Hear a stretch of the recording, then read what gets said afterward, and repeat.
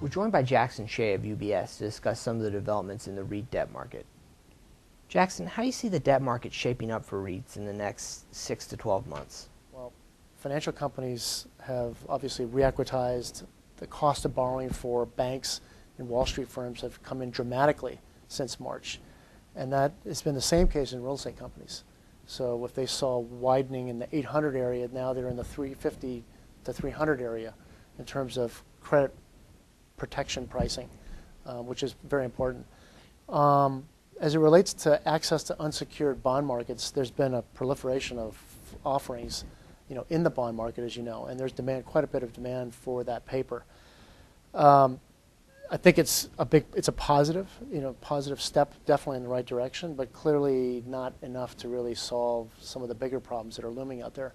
One other anecdote that I think is interesting is most of the investors that have bought the equity securities and even the recent bond securities, unsecured bond securities that were issued, have been primarily institutional money mutual funds complexes. It's been very little retail investors participating in these offerings. How have government programs like TALF and PPIP impacted the outlook for the commercial mortgage-backed securities market?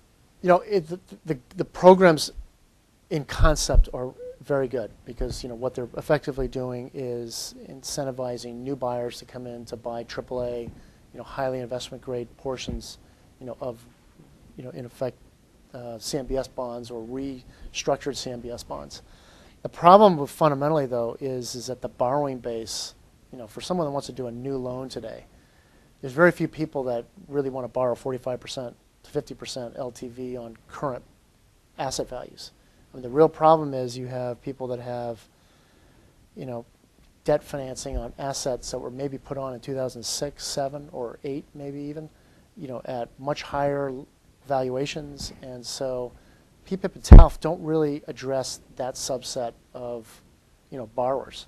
And so while on the one hand I think the government programs are good because it gets people back into buying these securities, it puts better secondary trading levels on new issue and things like that. Ultimately, we've got this problem that there's too much debt on existing assets, and either borrower's got to pay it off with cash if he's got it, lender's got to foreclose on it, or it's got to be restructured. It has to go through a process, and that really has not happened yet. Thank you, Jackson. For more information on this and other REIT news and analysis, check out REIT.com.